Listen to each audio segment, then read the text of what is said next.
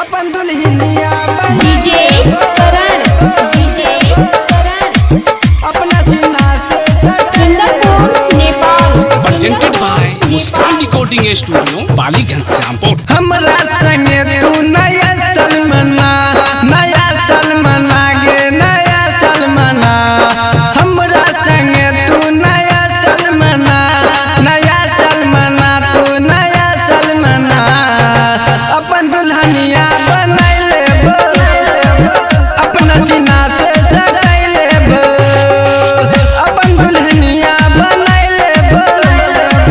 अपना सीना से सजाई लेबो हमरा संगे तू तो नया सलमना गे नया सलमना हमरा संगे तू नया सलमना तू नया सलमना अपन दुल्हनिया बनाई लेबो अपना सीना से सजाई लेबो अपन दुल्हनिया बनाई लेबो अपना सीना से सजाई लेबो सुन गे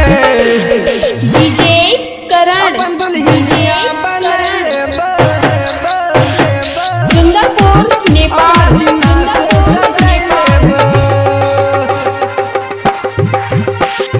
भोरला अपडाउन के नाके बितले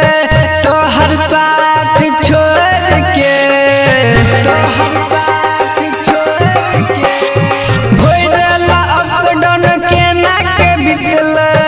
तो हर साथ छोड़ के झुमका दिलियो कगना दिलियो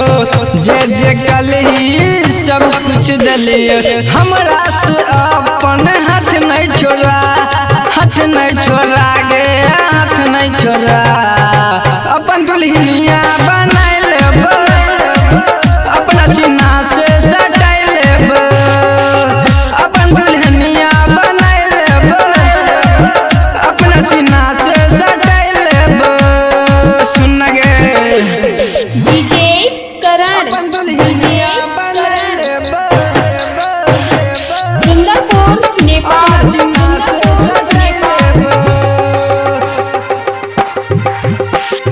जन से ज्यादा प्यार करे छियो अजमा के तू तो देख